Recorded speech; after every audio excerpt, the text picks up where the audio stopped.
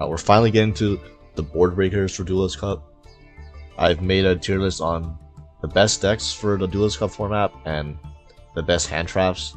So if you want to check out my reasoning for these lists, go check out my other videos I did on those. And I'm going to be primarily referencing the tier list I made of the best decks when evaluating how good these board breakers are going to be. And just as a note, since we're in Master Duel and it's only a best of one, especially the Duelist Cup format is a best of one format, board breakers have some of them have an issue of a lot of them aren't very useful when you go first, like, you know, stuff like Raigeki or stuff like that. They don't actually do anything if you're going first and don't help you combo or extend or play into hand traps, and they're not like disruptions. So the certain board breakers that are able to have use going first and going second are going to have a slight bump in terms of viability, just specific for Master Duel, since you can't just choose. You don't know when you're going first or second. There's no siding. You can't just side in cards that are only good going second when you know you're going second, since I assume most decks would want to go first still. So yeah, just having a board breaker that's useful on both turns is good. So speaking of which, kind of the reason why I wanted to do this video at first was, so Kashtira Fenrir, but back in its peak, it was one of the most used cards, basically the most played monster in the game that was not a hand trap.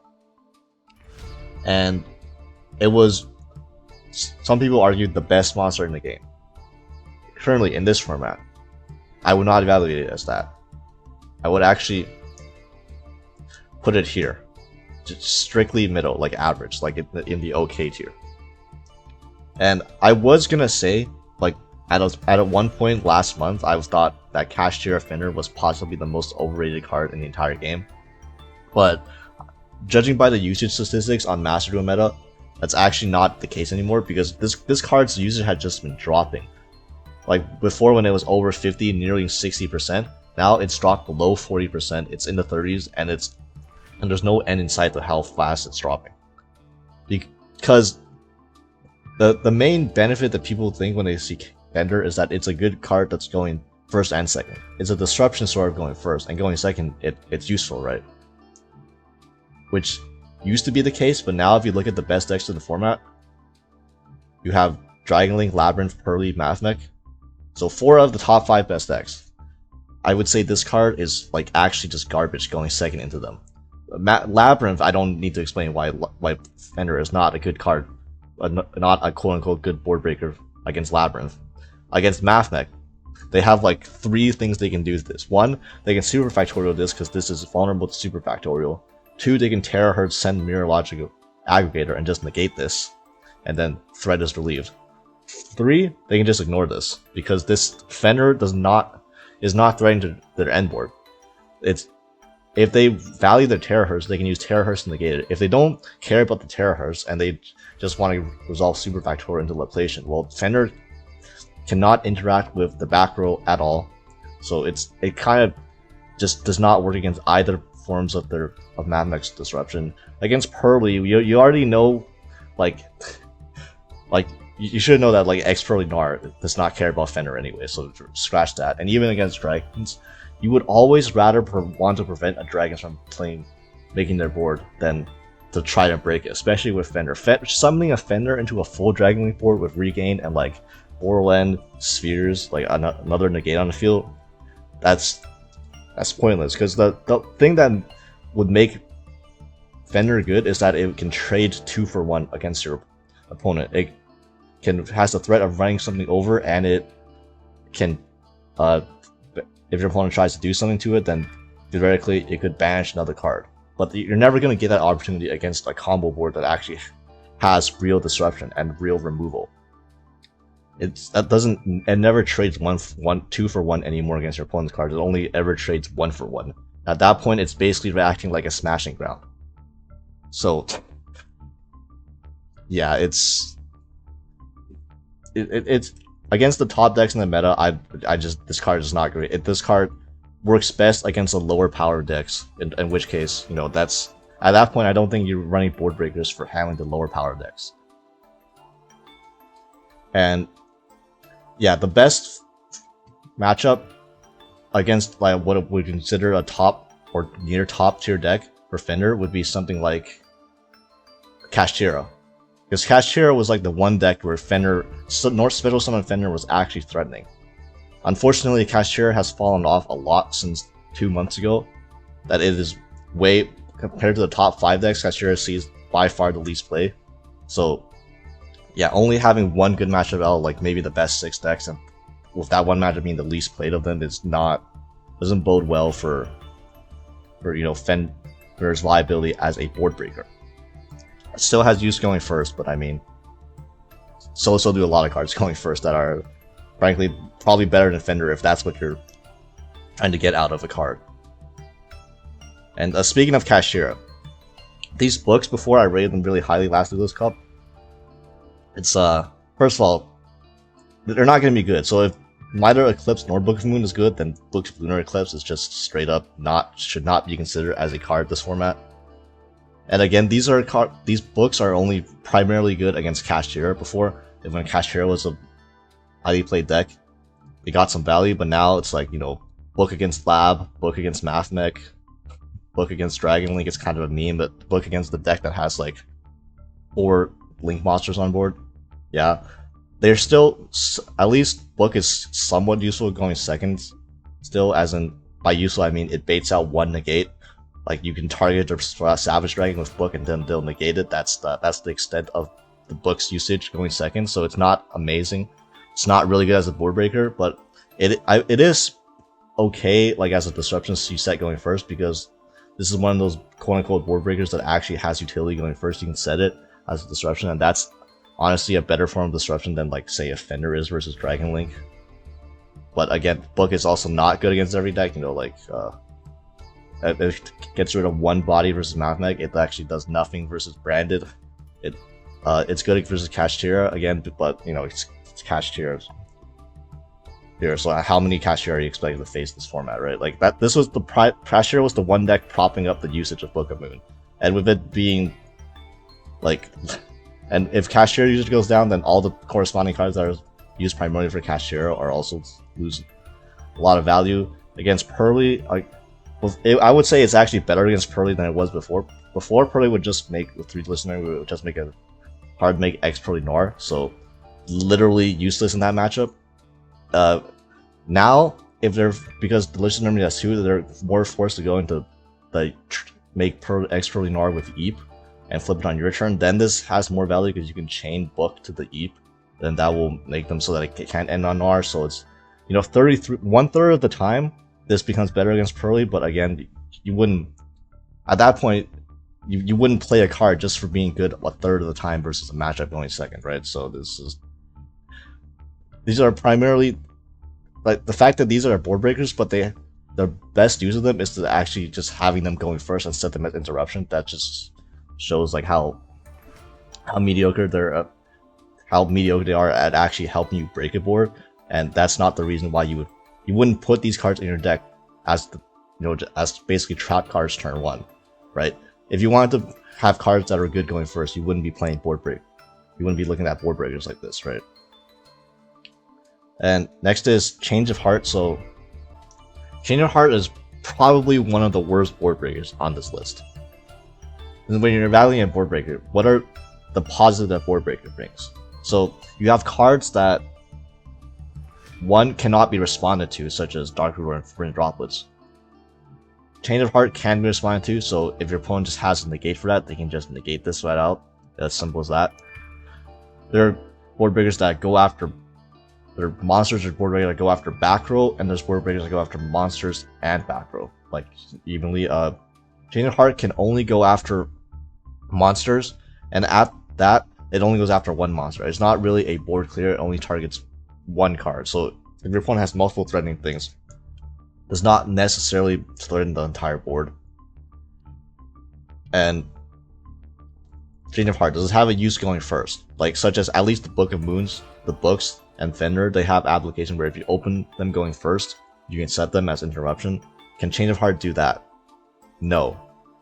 It's actually another card that's dead going first. So at the end of the day, you have a card that's low impact, that's very specific, cannot break cannot target multiple cards on the board, can only target one specific type of card on the board, can be responded to. You know, no, not like, unlike the kaijus and like the cards that specifically say they can't be responded to, and has no utility going first. So yeah, this is going to be at the bottom of mid. I won't say dismantle it because it's an ultra rare, and if you craft this, it's probably painful to dismantle it, but yeah. Dark Hole is, it's almost like a better change of heart most of the time, just because it has the application of, if someone is still playing the Edo lock out of, like, instead of the Gimmick Public lock, then this outs the Gimmick Public lock, or this is not Gimmick Public lock, this outs the Edo lock for some reason, if they're on Edo, and it outs Ibli for like the few cyber sets that are still playing Ibli.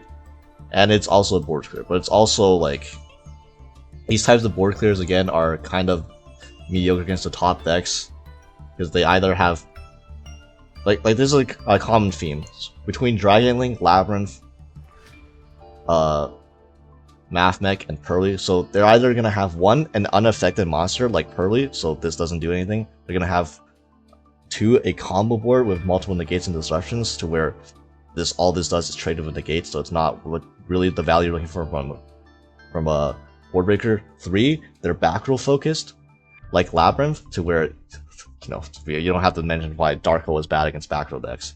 Or 4, they're Math Mech, in which they're split up.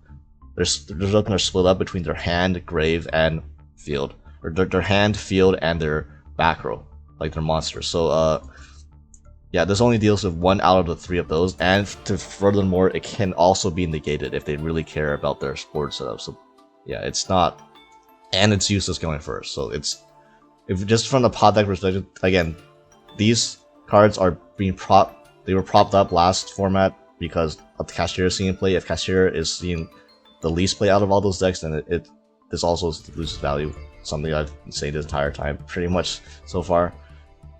Dark Duel No More is,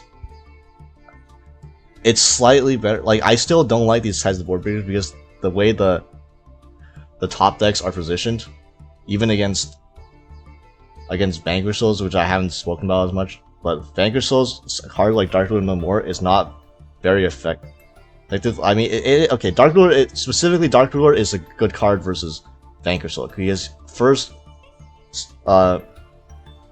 first activation on main phase 1, you have priority, you activate Dark Ruler, and they can respond with the Rock Vanquishers, so potentially it can stop the Rock Vanquisher or something back. Now, if they can chain something like a Dust Step, what the trap card, I forgot what it's called, but if they can chain that, then they can chain the Rock to it, and then this won't do anything. But it's better than something like a Dark Hole or Change of Heart, and they can always change to it, and all of the monsters they summon are quick effects, to where you'll never get an opportunity to interact with them with a Dark Hole or a Change of Heart in that case, because these are all spell speed ones. But if you can potentially prevent their Vanquish Soul, their Rock, on a very specific hand, it does something. But I don't like these board breakers right now that are only specifically targeting monsters, because two of the best decks in the format have disruptions that are not monsters that are in the trap zone, and then one of them has a monster that's not affected by anything, so it's not like it does anything in the first place.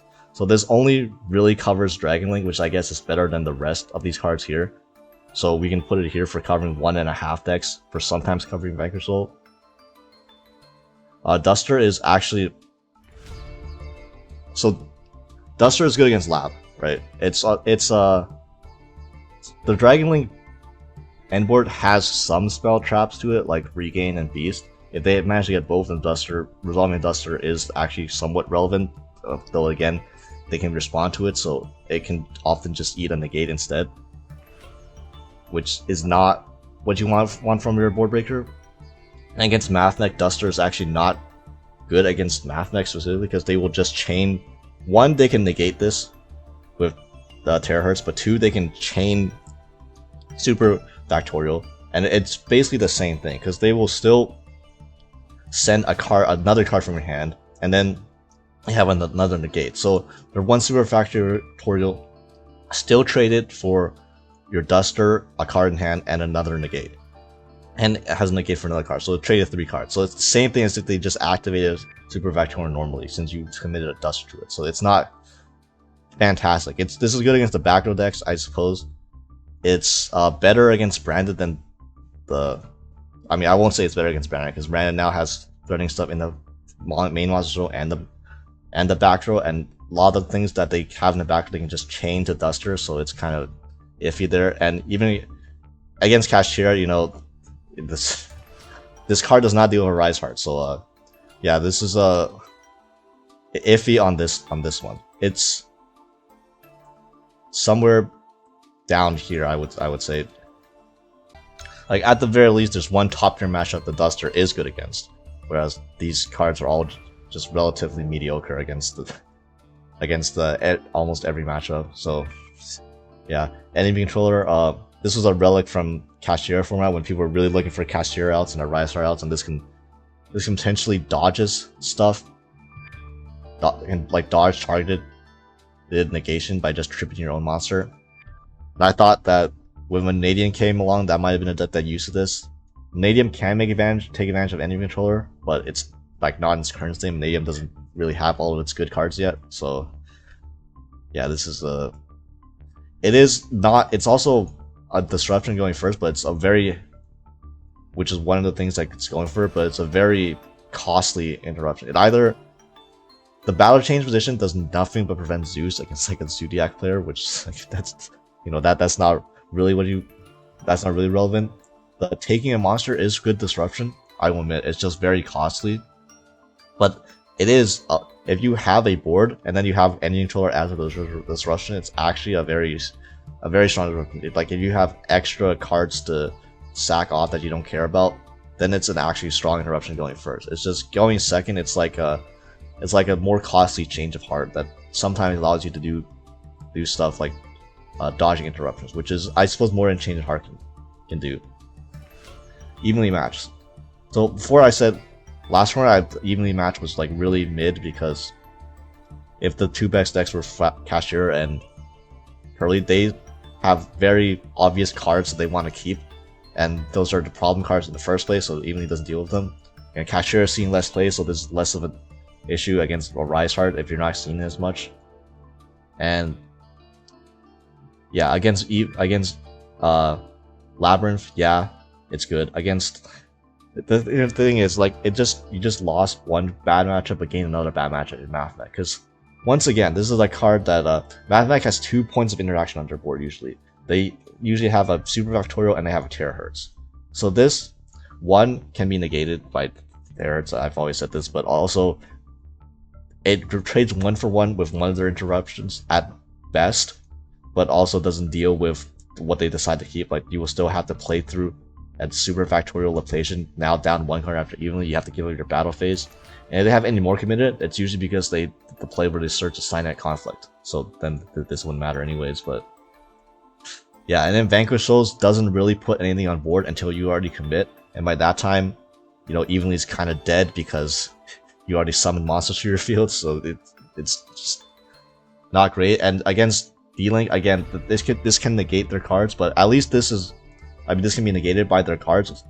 It can be responded to, but at the very least, if evenly resolves, it actually does something to them. Whereas if you, like, say, Dark Hold their field, but they still have stuff like Regain and Beast in the back row and the Search Bistio in hand, it's like they still have follow-up and they can still kill you the next turn. Whereas evenly, at least if you get rid of all their things, they can't bring them back with Striker Dragon and stuff, and like their Regain or one Regain or Beast is gone, which will also never come back. But yeah, you do give up your battle phase too, so the threat of, like, you know, also so much worse against Branded, because now they have Sanctifier, so they automatically just have an anti-evenly button. And yeah, so overall, I've actually, while evenly has gone slightly better with Kashtira not being as much of a deck, I wouldn't say it's like some top tier board breaker or anything. It's maybe slightly more impactful. It's a slightly more impactful Duster, I would say. So you can put it here, you can put it right above Duster. Forbidden Droplets. So this card is one of the cards that I actually really like, and the only reason that I never played this is because if Kashtira exists, and this is just a dead card and a dead board breaker against a commonly played deck. That's still the case. If you play against Kashtira with Forbidden Droplets, you feel like an idiot.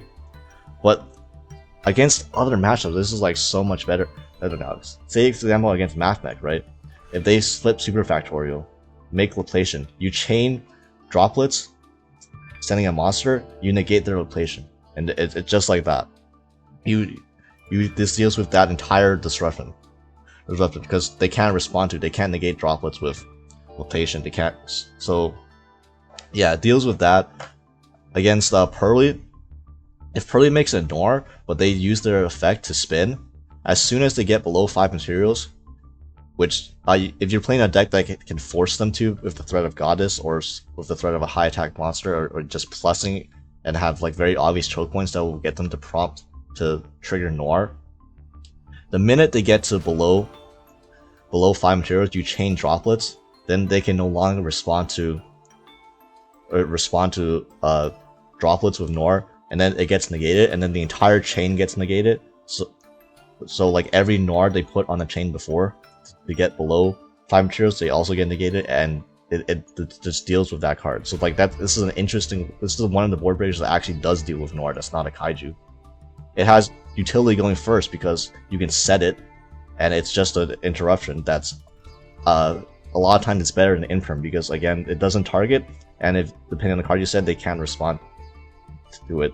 So you can cut off like them trying to like dodge your negations and stuff like that. And even like against Vanquish Souls, again, quick play, just use it as an Infirm. Just use it in the draw phase, or you can, if you have chainable cards, even better, and just negate their rock, and then they won't be able to rock in the main phase if you negate in the draw phase. Or you can just send a monster with this, and then that'll also negate rock, which is like one of the, if your board breaker can deal with rock, then that's one of the better board breakers against Vanquish Souls. So I really like this. The only problem is if you get this play against Kashtira, it's just awful. So I think it's, at most I'm gonna put it here, maybe above evenly, just because it's like pretty decently good against everything except that one matchup right now. So although I still, because of that one match, I think it still will not see much play. Although I think it's underrated and like under experimented with, we'll say. So Kaijus. Again, Kashtira Pearly, this was good. Right now, 1-for-1 exchanging against Dragon Link. Exchanging 1 interruption out of their 4. Labyrinth, no. Doesn't deal with Super Factorial. And good against Vanquish Souls. Kaijus are actually pretty decent against Vanquish Souls, because first action you can just Kaiju over the rock, and then they don't have their rock anymore, so they can't special summon anymore. That cuts off a good deal of their disruption. So it's actually okay versus Vanquish Soul. It's okay. It's good versus Pearly. It's not good versus Lab. Not good versus Mathmech, and it's average versus Dragon Link, and it's okay versus the. When you get below, it's hit or miss. It's not good against Branded. It's good against Kashtira. It's not good against the combo-based decks that will go wide. It's actually not good against the Cybers deck that ends on 3 different. What's it called? Firewalls. Like the wider the combo deck gets, the worse that Kaiju will perform. But it's good against half. Like I would say the top 5 or 6 best decks in the format. And that's like more than can be said about all of these down here. It just doesn't have the utility going first either, so give or take. Herald of the Abyss was literally just a Pearly card, and like it's basically just a Kaiju that can be searched with Thrust. Like that's basically it. So most cases I would say it was better than a Kaiju, I guess, since it's better against Pearly than a Kaiju was. Again, it has the exact same problems as all the Kaijus I said before, and it also has the issue of against a good Pearly player they will just play around this, which is why it's kind of not my favorite way to counterplay against Pearly, just because good players in DC Cup, they can just set another quick play spell, and then this Herald of the Abyss doesn't actually out the Noir. But overall, I'd say it's because you run this in a Thrust package, you have to run less copies of this. Like if you're running Kaijus, you have to run multiple Kaijus in order to see it. Whereas this, you can just get away with running 1 and saving deck space for later. So like puts it better than. Yeah, sorry, Kaijus were actually better than Dark Lord in my opinion against this meta, but they're all kind of hit or miss still. That's the thing with board breakers. There's not really one board breaker anymore that deals with all the best decks in this format, like they did back when people just expected Cash and Pearly. So Kurikara, another Cash and Pearly meta specific pick that gets a lot worse now when you're playing against a Dragon Link, because now Dragon Link, in order for this Kurikara to be live, you have to get negated twice by the Dragon Link before you can summon it. So that just loses massive value. Again, it's just like against Mathmech, you can hit the Terahertz, but then you still lose the super factorial location. You can wait until after you get super factorial location to summon Kurikara, but at that point you've lost so many cards. You've lost the 2 cards from location, and you have to run headlong to like a Terahertz that also activates its effect in the gate, and then it's just it's good against Pearly still, like as good as the Kaijus are against Labyrinth, LOL, against Branded. But this does not help you. Board breakers are generally not good against the deck that's trying to puppet lock you, so that all of these are sort of similar in that regard versus Branded. Like this is like you get relatively equivalent value to a Kaiju, although I would say you get worse in this specific meta now, because the type of monsters like a Rise Heart and Pearly that just trigger by themselves without you having to do anything aren't as common anymore.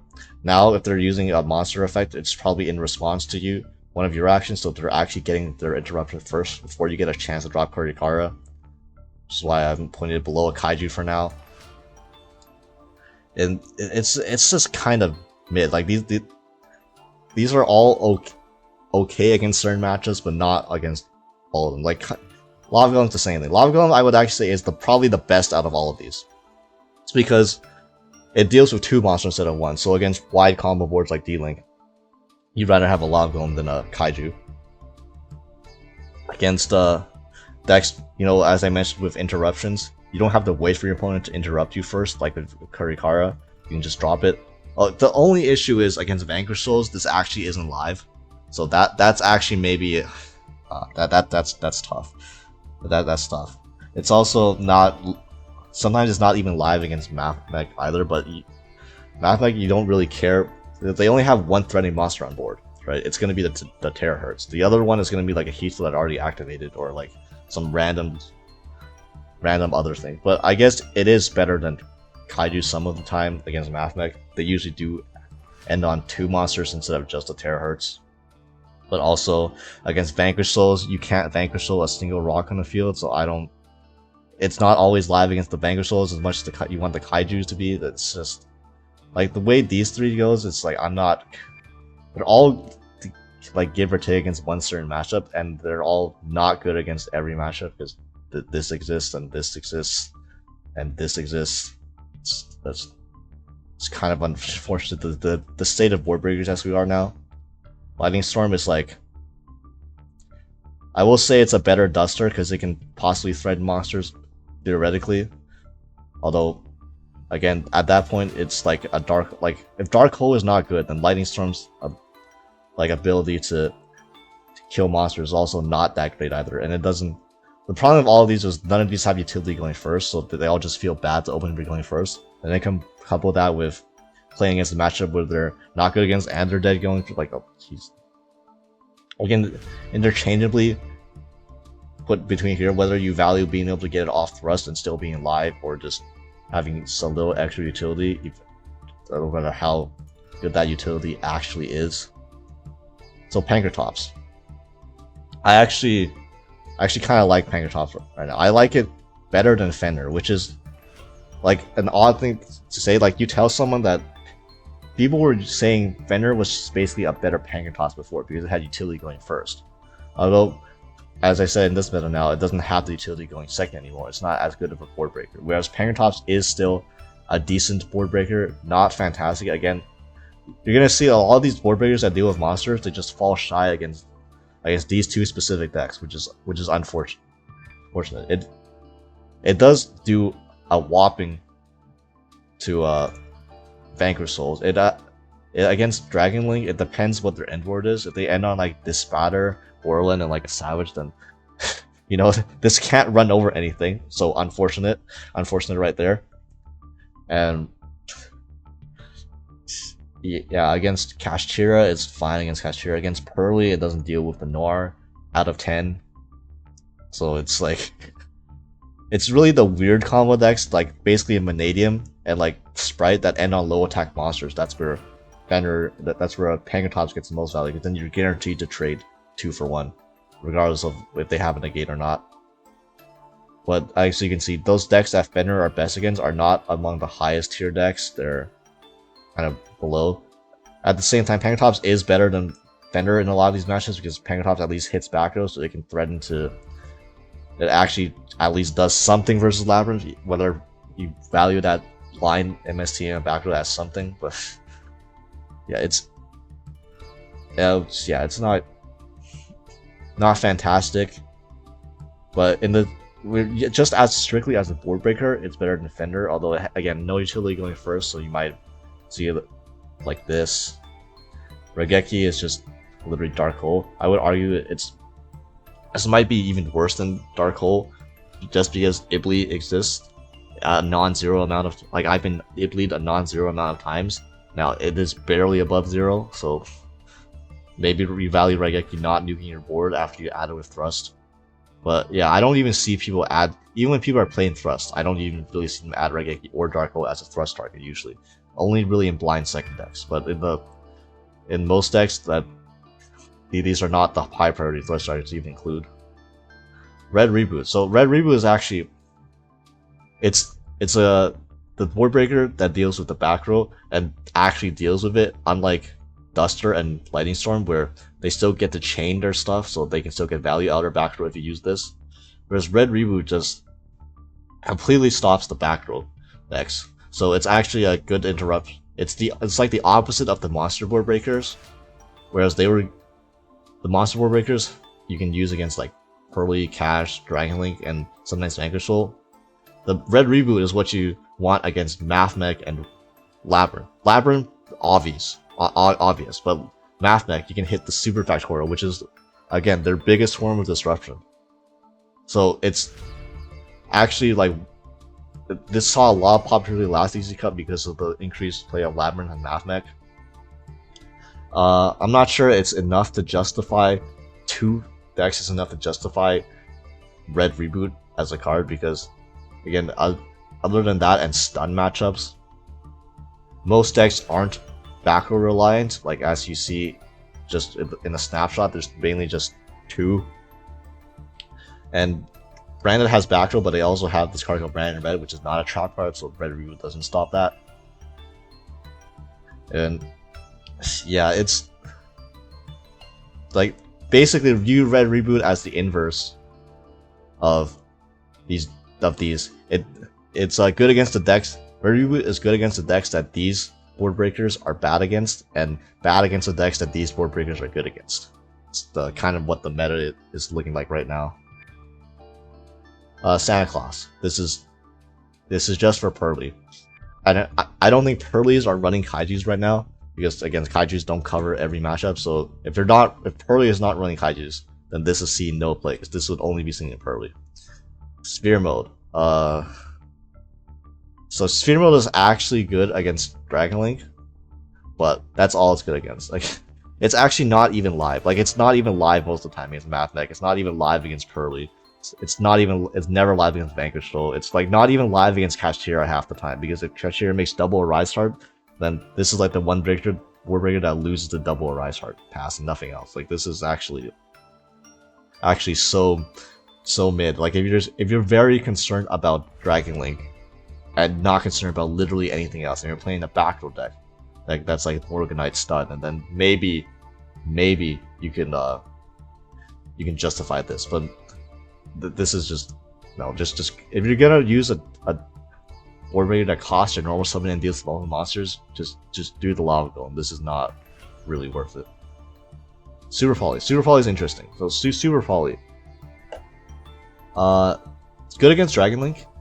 It's not good versus any of the other top 4 decks. Never mind. I thought this was something I was looking to include in my branded deck, but it's just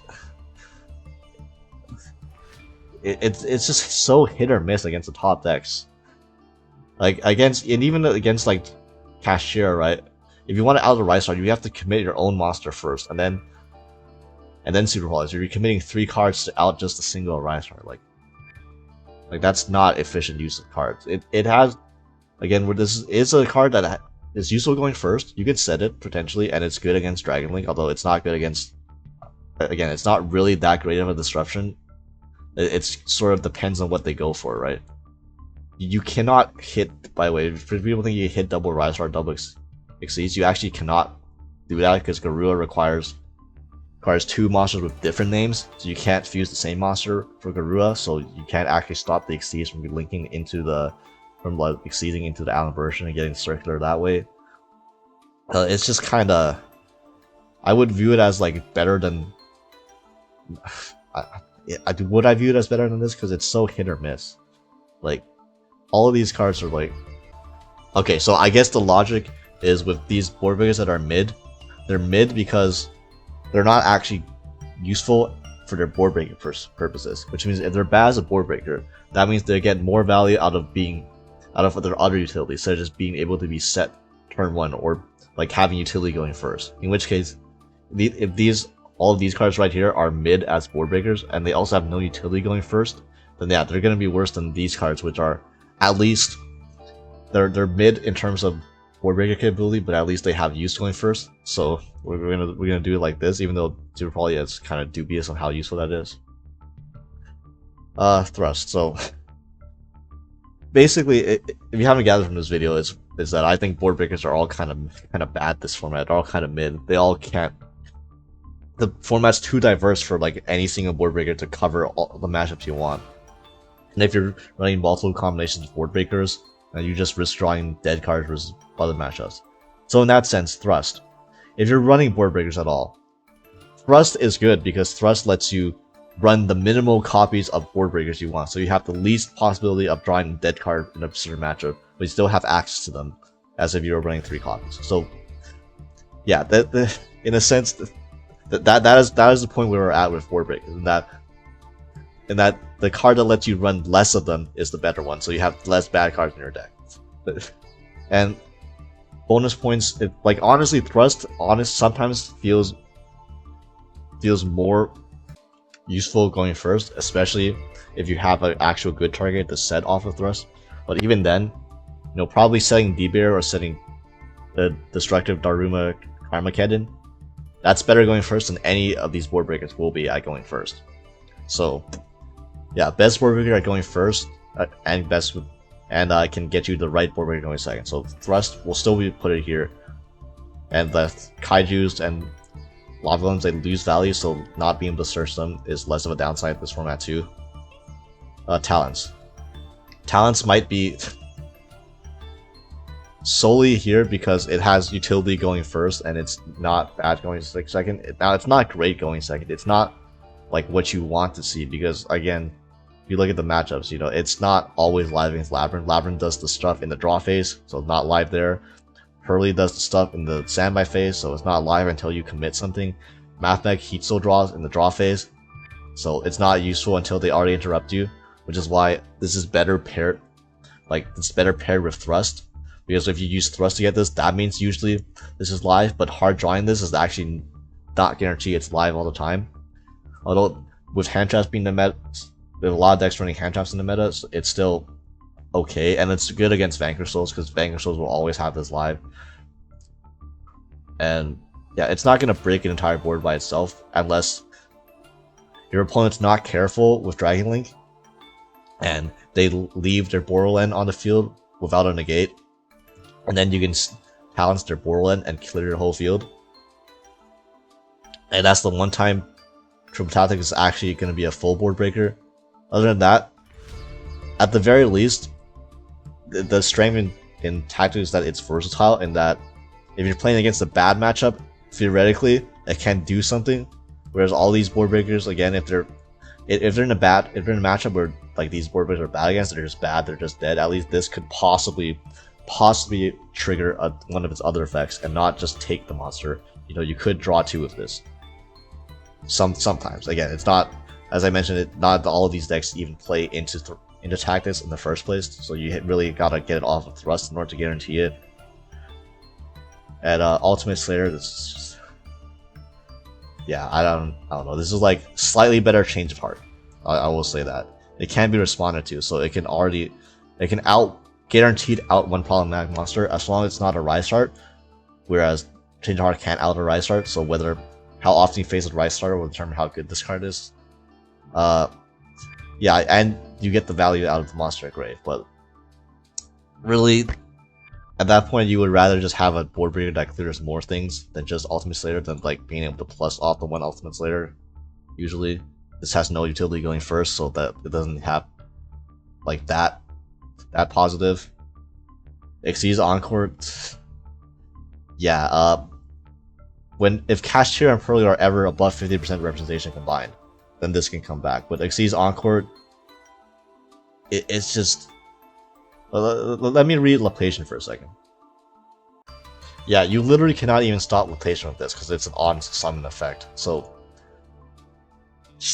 yeah, this is just literally just for Pearly and Cash, and those decks are seeing way less play than they did before. So this card's not it. Barrage, I actually want to talk about. I left it until last. So Barrage, as a board breaker, you might be thinking, what is Barrage as a board breaker? So Barrage as a board breaker is assuming you can spare 4 extra deck slots. You can Barrage into a Zoo name. Then the Zoo name threatens Trident. And it also threatens a board will attack directly into Zeus. So if they can't respond to the Zoo monster you summon off of this, then it can get into Zeus. So this is like a Zeus board wipe. Now, I'm gonna put it as okay because it has utility going first, in that you can Barrage and just get a Zoo name and just get a free Trident on the field. That's an interruption turn 1, that's fine. And obviously going second, it threatens Zeus and also lets you bait out interruption with Trident first, so that your board can attack directly through. Now, it's not great in this meta because all of these cards all these best decks have removal-based effects, disruption, not just negates. So like, you can just summon the Zoo and then they'll just like get rid of the Zoo in the first place. So it's not actually a board breaker in the sense, it'll just be more of a 1-for-1. But and then Zeus, there's some monsters where Zeus doesn't quite affect like the norm, but I mean, it's also like a lot of deck space, admittedly. 4 extra deck slots at least. And then if your deck that wasn't already running Zeus, then you would have to put in the Zeus as well, and then like 4 slots in the main deck, with one of them being a sort of a brick. Yeah, I can see why this is it's just like experimental. I've yet to see a successful deck use Barrage and the Zeus as an actual engine. But again, if your deck can take advantage of the destruction effect, like say Tear or like Vanadium, then you get that utility as well, on top of it being a threatening as a board breaker, on top of it having a disruption at minimum going first. I think this is worth looking into for some decks, but obviously not every deck will be able to run this just because of the space required. And this is basically the point I'm trying to get in this video is board breakers are not fantastic in this format because of the diversity. There's almost no board breaker. There actually is no board breaker that's good against every deck. So even something like Thrust, right? Even if you run the minimum copies of the board breakers just for Thrust, you're still running bad cards in your deck against certain matchups. And like, basically I'm saying, if you can, I would just running hand traps over board breakers, because hand traps cover more matchups, usually.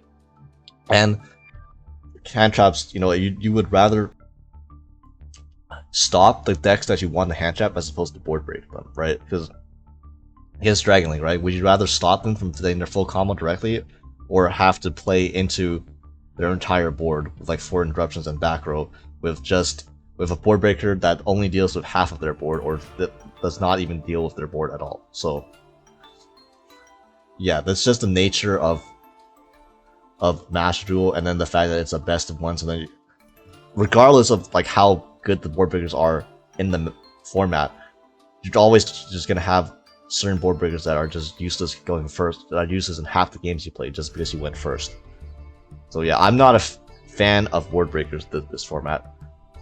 Which is why all of them are only average. There's no board breaker that would rank that would rank even as good. So yeah, you have to be a very specific going second deck, in my opinion, to justify running board breakers. If you're like a normal deck, I would look at more into hand traps instead. Speaking of, I did do a tier list on the hand traps, so, and the tier list on what the best decks are. So go check those out after if you saw this video first for some reason.